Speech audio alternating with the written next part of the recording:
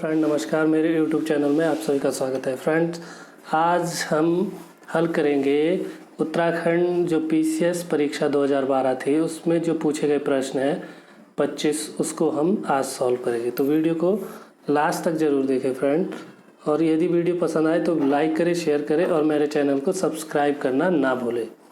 तो इसमें पहला जो क्वेश्चन है वो है काबा क्या है। तो इसका आंसर की अगर हम बात करें तो इसका आंसर है मुस्लिम पवित्र स्थल। काबा क्या है? मुस्लिम पवित्र स्थल है, जो कि कहाँ पर स्थित है? सऊदी अरब में। ठीक है, सऊदी अरब में स्थित है और एक घनाकार इमारत है जो कि इस्लाम का एक पवित्र स्थल। इस भवन के आसपास क्या है?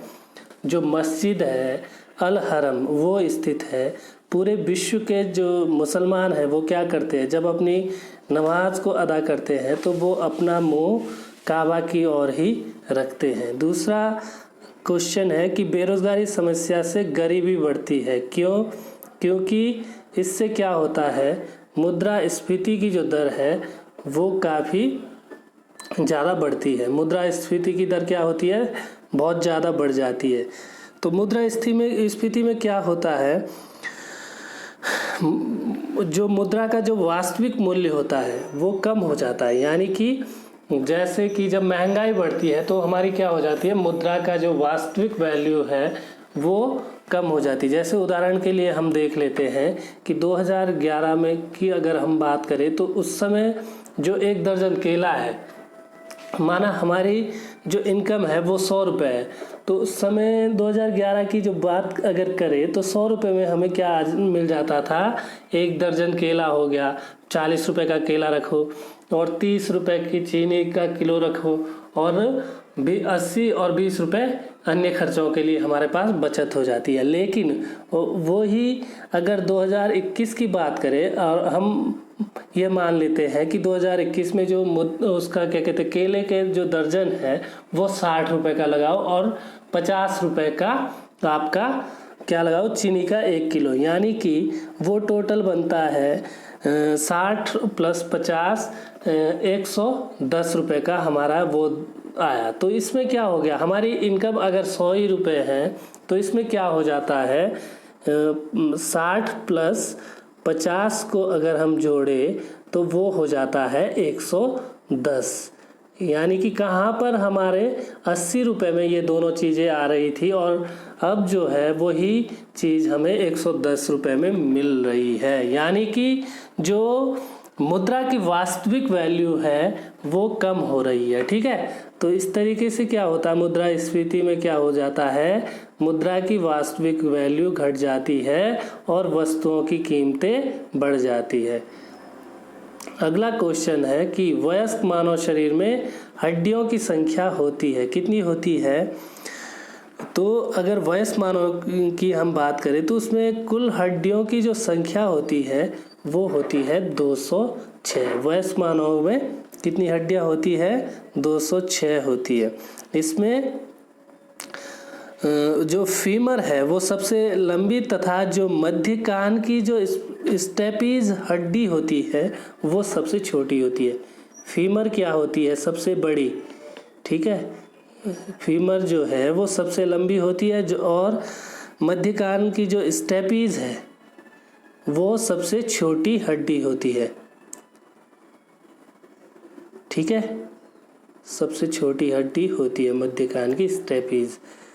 तो इसमें 3 क्वेश्चन बनते हैं कि सबसे लंबी हड्डी कौन सी पाई जाती है हमारे शरीर में, तो वो है फीमर, तथा सबसे छोटी जो हड्डी है वो है स्टेपीज, और वयस्क जो मानव शरीर में है वो कुल 206 हड्डियां पाई जाती है। अगला क्वेश्चन है कि भागीरथी घाटी में राजमा और आलू की खेती प्रारंभ करने का श्रेय किसको जाता है? तो इसका आंसर है विल्सन।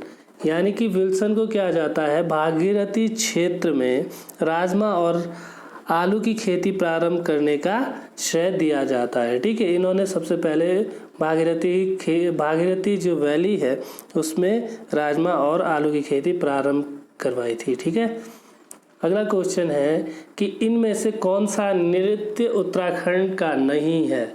जागर हो गया, चांचर हो गया, तेरह ताली हो गया और थड़िया हो गया। ठीक है, तो इसकी अगर हम बात करें, इन जो चारों ऑप्शन की अगर हम बात करें तो इसमें से जो आपका तेरह ताली है वो कहाँ का नृत्य है? वो है राजस्थान के जो कमार आदिवासी है उनके द्वारा किया जाने वाला यह नृत्य। ठीक है, यह सपेरा जाति के द्वारा अपना जब आराध्य बाबा रामदेव की जो उपासना होती है उनके रुनेखा में बाबा के मंदिर में यह नृत्य किया जाता है। यह जो नृत्य है वो यह केवल महिलाओं के द्वारा किया जाता है और आदमी क्या करते हैं, एक तरफा या चाव तारा वाद्य यंत्र बजाते रहते हैं। तो ये जो जागर हो गया, चांचरी हो गया और थड़िया हो गया ये उत्तराखंड के, जबकि तेरह ताली कहाँ का हो गया? आपका राजस्थान का नृत्य है। ठीक है, अगला क्वेश्चन है कि भारत में अधिकांश बेरोजगारी है प्रौद्योगिकी, चक्रीय, संघर्ष संबंधी या संरचनात्मक। अगर भारत की हम बात करें तो भारत में जो बेरोजगारी का स्वरूप है वो कैसा है? वो है चक्रीय। ठीक है, कैसा है? चक्रीय बेरोजगारी है। ठीक है, चक्रीय बेरोजगारी जो होती है वो एक ऐसी बेरोजगारी है जहां पर क्या होता है, समग्र मांग में कमी तथा निष्क्रिय जो उत्पादन जो होता है उसकी जो क्षमता है उसके कारण होती है। ठीक है, और मांग में वृद्धि के साथ ये क्या हो जाती है, खत्म हो जाती है। जैसे कि किसी वस्तुओं की मांग बढ़ती है तो उसको बनाने के लिए हमें हमारे पास क्या होने चाहिए, लेबर होनी चाहिए, आदमी चाहिए, जिससे कि जो बेरोजगारी है वो कम हो जाती है। ठीक है, और जब किसी वस्तु की मांग कम हो जाती है तो वहाँ पर जो वर्कर काम कर रहे होते हैं उनको वहाँ से निकाल दिया जाता है। तो इसे हम क्या कहते हैं, चक्रीय बेरोजगारी कहते हैं। अगला क्वेश्चन है कि आदि शंकराचार्य द्वारा स्थापित चार मठ है। ऑप्शन ए है जोशीमठ, द्वारकापुरी, श्रृंगेरी। दूसरा ऑप्शन है श्रृंगेरी, द्वारका, जोशीमठ, प्रयाग। तीसरा ऑप्शन है द्वारका, जोशीमठ, प्रयाग, कांची। या फिर चौथा जो ऑप्शन है वो है पूरी, श्रृंगेरी, द्वारका और वाराणसी। ये जो क्वेश्चन है यह 2015 में जो LT का जो एग्ज़ाम हुआ था उसमें भी यह प्रश्न पूछा गया है। ठीक है, तो आदि शंकराचार्य की अगर हम बात करें तो उनके द्वारा जो चार मठ स्थापित किए गए थे वो मठ है जोशीमठ हो गया, आपका द्वारका हो गया, पूरी हो गया और श्रृंगेरी। ठीक है, उत्तर की अगर हम बात करें तो जोशीमठ बद्रीनाथ के पास, दूसरा पूर्व में गोवर्धन मठ, जो पूरी जो शारदा पीठ है उसके पास, तीसरा है श्रृंगेरी दक्षिण में, तथा द्वारका पीठ जो है वो पश्चिम में जो रामचंद्रपुर मठ है वो शंकराचार्य द्वारा स्थापित सबसे पुराना मठ है। ठीक है, तो इसका आंसर क्या है? ए, जोशीमठ, द्वारका, पूरी और श्रृंगेरी। अगला क्वेश्चन है कि संयुक्त राष्ट्र मानव सूचकांक किसके द्वारा विकसित किया गया? तो इसका आंसर जो है वो है ए, महबूल हक के द्वारा क्या किया गया, संयुक्त राष्ट्र सूचकांक जो है उसका विकास किया गया। ठीक है, संयुक्त राष्ट्र मानव विकास सूचकांक विकसित किया गया। वो कहाँ के थे? जो अर्थशास्त्री जो महबूल हक थे वो पाकिस्तानी अर्थशास्त्री थे और जो कराची विश्वविद्यालय है उसमें माइक्रो इकोनॉमिक्स के प्रोफेसर थे। तो इसका आंसर क्या है? महबूल हक। और इसमें हमें एक क्वेश्चन और बनता है कि भारत के एकमात्र अर्थशास्त्री जिन्हें अर्थशास्त्र के क्षेत्र में नोबेल प्राइज प्राप्त हुआ है वो कौन है? तो वो है अमर्त्य सेन। ठीक है, जिन्हें कि 1998 में क्या प्राप्त हुआ था? नोबेल प्राइज मिला था कल्याणकारी अर्थशास्त्र के लिए। अगला क्वेश्चन है कि भारत में राष्ट्रीय आय के प्राक्कलन तैयार किए जाते हैं भारतीय विकास परिषद द्वारा, भारतीय उत्पादकता द्वारा, भारतीय आय समिति द्वारा या फिर केंद्रीय सांख्यिकी संगठन द्वारा। तो इसके आंसर की अगर हम बात करें तो भारतीय जो केंद्रीय सांख्यिकी संगठन है डी, उसके द्वारा क्या किया जाता है, राष्ट्रीय आय के प्राक्कलन तैयार किए जाते हैं। ठीक है, CSO इसे हम कह सकते हैं इंग्लिश में। तो इसके द्वारा क्या किया जाता है, भारतीय राष्ट्रीय आय के प्राक्कलन को तैयार किया जाता है। अगला क्वेश्चन है कि G8 मॉस्को का पहल संबंधित है। ये है इसका आंसर, अंतर्राष्ट्रीय आतंकवाद की रोकथाम से, मातृ एवं शिशु के स्वास्थ्य से। सी है अंतर्राष्ट्रीय विवादों के निपटारे से, और डी है ग्रीन गैस को कम करने से। तो इसका आंसर की अगर हम बात करें तो G8 जो मॉस्को को पहल थी वो मातृ और शिशु के स्वास्थ्य से संबंधित थी। ठीक है, अगला क्वेश्चन है कि भारतीय रिजर्व बैंक की स्थापना कब हुई थी। तो इसका आंसर है 1935, यानी कि भारतीय रिजर्व बैंक की स्थापना 1 अप्रैल 1935 को होती है, जो कि भारत जो reserve bank of India act 1934 के तहत इसकी स्थापना की गई। उस समय यह एक क्या था, निजी जो क्षेत्रीय बैंक, वो ये बैंक था। उसकी जो अधिकृत पूंजी थी उस समय वो 5 करोड़ रुपए थी। इसका मुख्यालय कहाँ पर स्थित है, मुंबई में। ठीक है, भारतीय रिजर्व बैंक की जो स्थापना है वो 1935 के द्वारा की गई थी। उस समय उसकी जो पूंजी थी वो कितनी थी, 5 करोड़ रुपए। अगला क्वेश्चन है कि 1 रुपए के नोट पर किसके हस्ताक्षर होते हैं। अब अगर हम नोट निर्गमन की बात करें तो वो कौन करता है, रिजर्व बैंक ऑफ इंडिया करता है। ठीक है, तो सभी नोटों पर किसके हस्ताक्षर होते हैं, भारतीय रिजर्व बैंक के जो गवर्नर है उनके हस्ताक्षर होते हैं। लेकिन 1 रुपए के जो सिक्के और नोट होते हैं उस पर जो हस्ताक्षर होते हैं वो सचिव वित्त मंत्रालय जो होता है उस पर हस्ताक्षर होते हैं। ठीक है, 1 रुपए के भारतीय नोट पर किसके हस्ताक्षर होते हैं, सचिव वित्त मंत्रालय के हस्ताक्षर होते हैं। और जो 2 रुपए और 1 रुपए से ऊपर जो जितने भी नोट हैं उस पर भारतीय रिजर्व बैंक के जो गवर्नर होते हैं उनके हस्ताक्षर होते हैं।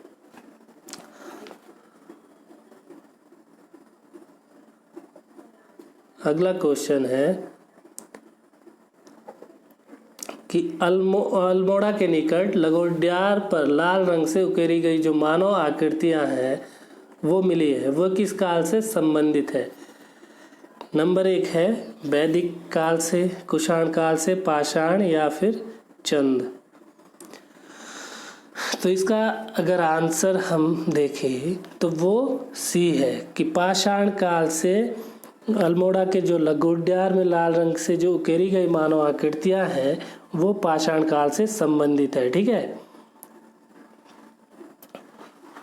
सोज ए वतन पुस्तक के लेखक कौन है, ए महादेवी वर्मा, प्रेमचंद, सुमित्रा नंदन पंत या फिर सूर्यकांत त्रिपाठी निराला। सोजे वतन, ठीक है, तो इसका आंसर है बी, प्रेमचंद। सोजे जो वतन पुस्तक है उसके लेखक कौन है, प्रेमचंद है। प्रेमचंद के उपनाम से लिखने वाले जो व्यक्ति थे उनका मूल नाम क्या था, वो धनपत राय था। इन्होंने क्या करा, मुंशी प्रेमचंद और नवाब राय के नाम से ये जाने जाते हैं। इनकी हिंदी में की गई जो प्रमुख रचनाएं हैं उनमें से कौन कौन सी मुख्य है, गोदान गबन, शतरंज के खिलाड़ी, सेवा सदन आदि इनकी प्रमुख कीर्तियां हैं। अगला क्वेश्चन है कि ब्रिक्स देशों का प्रथम शिखर सम्मेलन किस देश में हुआ था। ठीक है, तो ब्रिक्स देशों का जो प्रथम शिखर सम्मेलन है वो रूस में हुआ था। यह विश्व की सर्वाधिक तेजी से विकसित होती अर्थव्यवस्थाओं वाले जो देश है, बी से ब्राजील, भारत, चीन, रूस का एक संगठन है। ठीक है,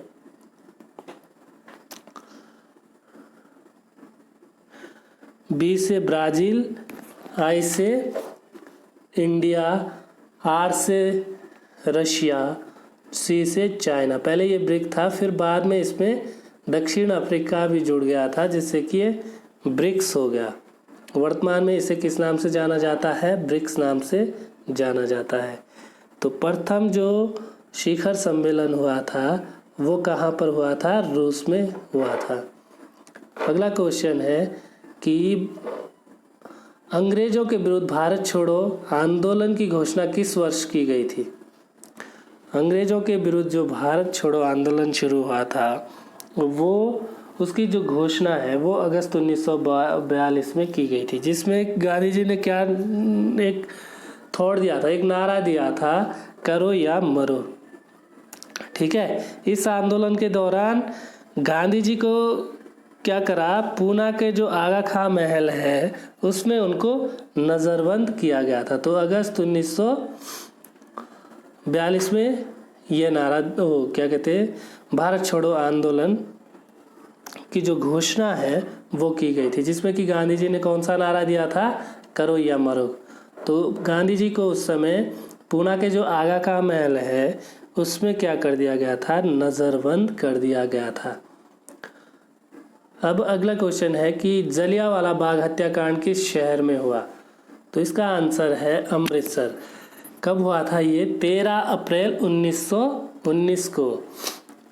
अमृतसर में क्या होता है, डॉक्टर जो सतपाल थे और सैफुद्दीन किचलू थे उनकी गिरफ्तारी के विरोध में एक जनसभा होती है। ठीक है, बहुत सारे लोग वहाँ पर इकट्ठे होते हैं जलियांवाला बाग में, और वहाँ पर जो जनरल थे डायर, उन्होंने अंधाधुंध गोलियां उन सभा पर जो उपस्थित लोग थे उन पर चला दी। ठीक है, जो कि बाद में जलियांवाला बाग हत्याकांड के नाम से प्रसिद्ध हुआ।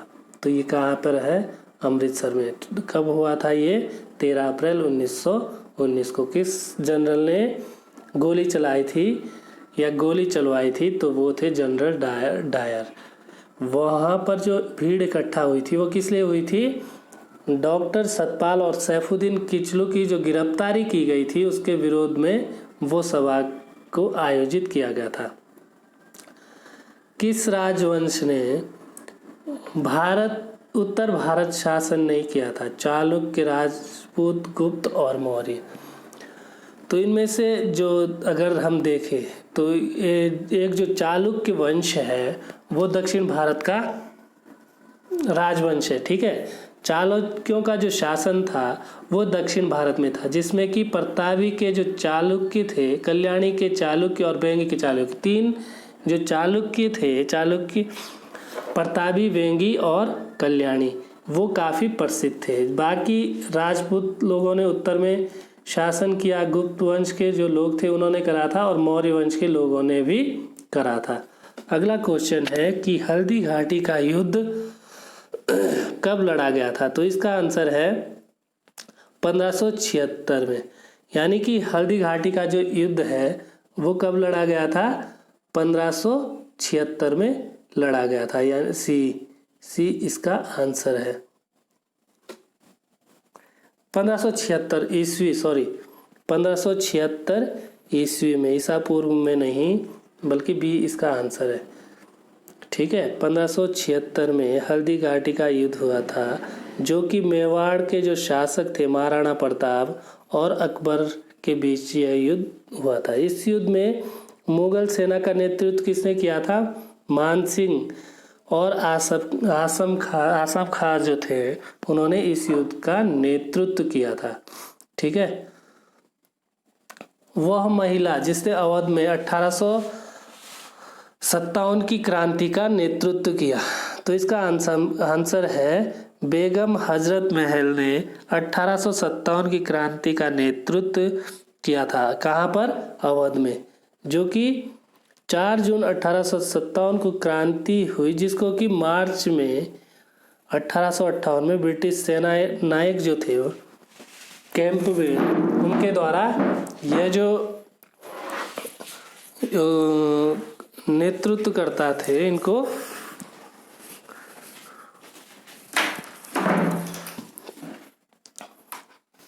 यानी कि बेगम हजरत महल के द्वारा क्या किया गया?